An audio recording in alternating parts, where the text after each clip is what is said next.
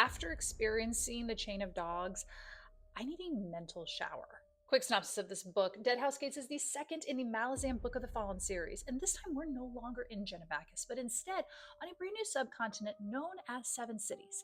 And with this new place comes a new cast of characters, including a few familiar faces. We watch as our characters endure a violent revolution between Seven Cities natives and Malazan forces. We also get to see a plot to eliminate Empress Lysine begin to unfold. The act of nobility enslavement leading to familial revenge, and a character that longs for answers to their forgotten past. The consequences lay in wait with those answers. Compared to Gardens of the Moon, this book felt so much more accessible in terms of being immersed in the story. Maybe that's because my expectations were correctly set by Gardens of the Moon. Maybe this is the book representation of getting a second chance. I don't know. But it felt like this was so much easier to invest the time and effort into it.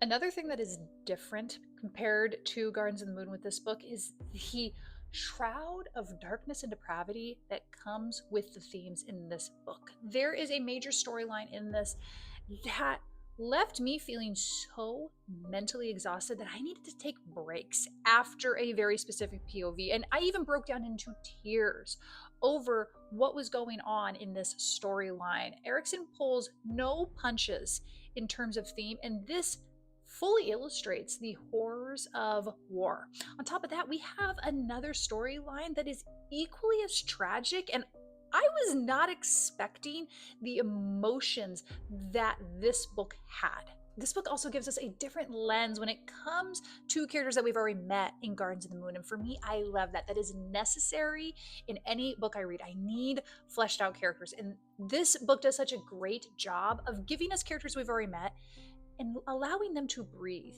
and to grow as characters. We also get to meet characters that we've only heard of previously, and I love that Erikson does that. He does such a good job of expertly weaving in these characters in such a realistic sense. For me, I enjoyed Gardens of the Moon. I found it entertaining. This book has me invested in the series. I am emotionally committed to these characters. I need to see where their storyline takes them. I need to see how this series ends. So guys, if you want an advanced feel to a fantasy epic series that refuses to hold your hand in terms of theme and immersion into the story, if you want phenomenal characters and top tier world building, absolutely go check out Malazan Book of the Fallen, especially Deadhouse Gates.